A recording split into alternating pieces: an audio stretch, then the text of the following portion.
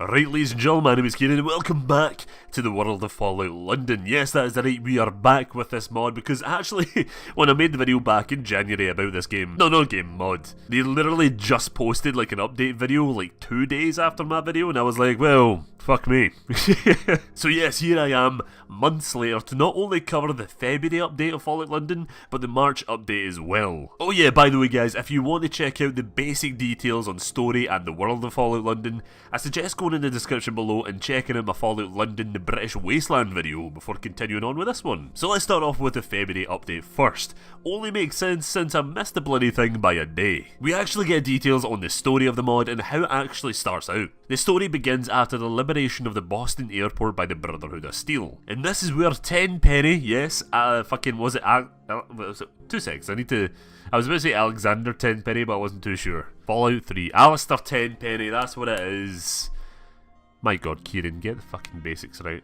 So yeah, after the liberation, Alistair Tenpenny does make a return with his brand new business, Tenpenny Airlines. This is quite funny because like every time I play Fallout 3, even if I blow up Megaton or not, I always send Tenpenny flying off his wee balcony. Because you know, why not? So it's interesting to see if Tenpenny actually had to make a deal with the Brotherhood to get his airline business up and running in Boston, or that they are just kind of there and the Brotherhood doesn't really give a shit. After boarding the airline, you'll be landed in the East End of London, more specifically the Isle of Dogs. From here we actually explore some concept art of the Vagabonds, one of the many factions we'll be finding and fighting in London. The looks of these characters definitely reminds me of the Victorian era, sort of.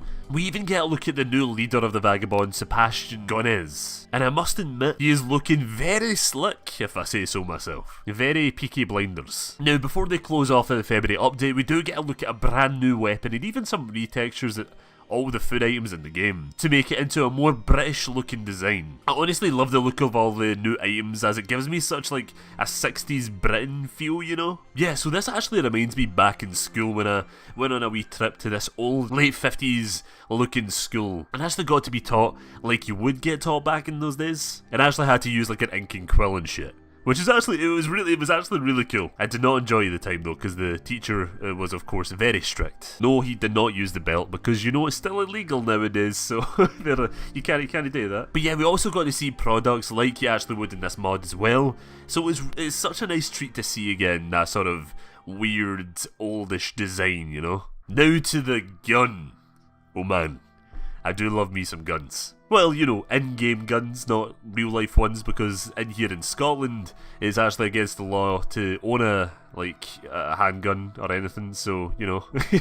The new gun we actually got a sneak peek to is the Bren LMG. Now, for those of you who haven't actually seen this gun before, which means you probably haven't really played too many World War II games, this LMG was primarily used by like the British infantry back in World War II, and it's actually a pretty sick gun, but it looks so strange to reload. Moving on to the March update, yes, we start off with a look at the London Doomsday, an entire cyclopedia containing all of the Fallout lore based in the UK, which I was not expecting this, by the way, because I don't think any other Fallout mod is actually doing this, but again, this mod is set in London, so they do need to fill in a hell of a lot of gaps for the player in terms of lore. So it's actually really fucking cool that they are going out their way and taking the extra mile to do this sort of thing. The encyclopedia won't spoil the story of Fallout London, so don't worry about that. But also another cool thing that I was not expecting is that the book can actually be found in the game, with exclusive chapters that you actually won't see on the site. I must admit, I do absolutely love the dedication to the lore side of things this team actually has for their mod. And I know that so many Fallout fans will definitely appreciate it. Because I'm over on their Discord right now, and I always go in and I peek and I always look to see what they're talking about just in case there's any exclusive things they're showing on the Discord, and I always see conversations about lore and all that on there, and people kind of like discussing things like, is this sort of thing lore friendly, is this sort of thing not lore friendly, and they always have that sort of debate going in the chat. So I think that's kind of partially the reason why they're inspired to do the whole encyclopedia thing. Anyway, aside from lore, we also get a look at new apparel as well, which includes the classic Brody helmet that was actually designed in London in real life, which is pretty cool. The narrator of the video goes on to say that the helmet will be fully customizable with varied armor options, so you have like light helmet, medium, is it medium? Is that what you call? I don't know, I don't think it's medium armor. I don't know, I think I'm getting that wrong. But then you have heavy armor as well. And also you get an attachable headlight onto the helmet as well, so that's pretty cool. Another weapon reveal is the British classic, the cricket bat. Well, not a weapon. It's not intended to be a weapon in real life, but you know. Desperate times call for desperate measures, I suppose. And in all kind of like British games as well that I've noticed, like We Happy Few, you can use a cricket bat in that game, and also Zombie U as well. That was like very much a highlight of using a cricket bat. Zombie U as well, if I believe, was actually set in London, so that's pretty cool. You should definitely, if you guys, if none of you have ever played Zombie, which yeah, Zombie or Zombie U, whatever platform you're going to be playing on, is different.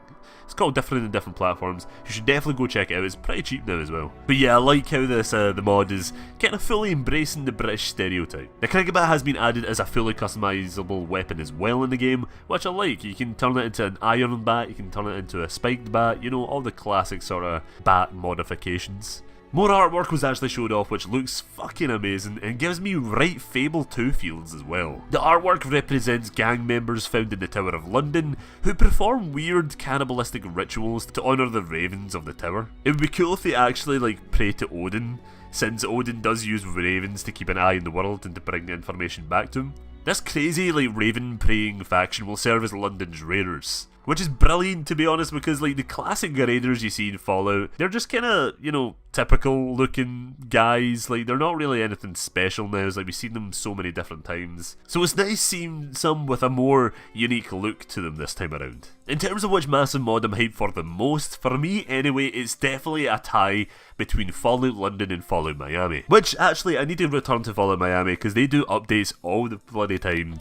And I really need to do an update video on that, covering all the recent news from when I don't even remember when I did my Fallout Miami video. I think it was last year, so I have a lot to cover there. But obviously comparing the two based on locations and tone is a bit silly because it seems to me that both of them are drastically different from each other in terms of both of those things. So that's why I'm hyped for both equally. Fallout London is an ambitious project that I'm glad exists because I think a lot of us here have been waiting for a DLC or a mod to go outside the US and show us how the Great War actually affected the rest of the world. Some Fallout fans actually discourage a non-US based setting for Fallout because they say that the games are tied around the patriotic American feel, which to be honest I do agree, but there is no really any harm in doing at least a DLC based in Europe or in Canada or something, you know? So that was all the new Fallout London information I could find. What do you guys think of this new news? And what non-USA setting would you like to see in a Fallout DLC or a mod? Let me know down in the comments below, I'm very curious. Fallout Japan, now that would be very interesting actually, I would like to see that. Special thanks to my brilliant wee patrons Simon609, Devil Proxy, One Spooky Nerd for their continued support over on my Patreon. Thank you guys so much. So that is me for today, guys. Thank you so much for watching the video. I know I've not really been doing much Fallout videos recently, but I will be getting back into them, especially in the next video, because next video will be my second episode of Fallout Quests, a Fallout 76 survival series that I'm doing with my friend Dan. It's fun, it's wacky, you should go check it out. So yeah guys, that is me for today, and I hope to see you all later. So yeah, bye bye.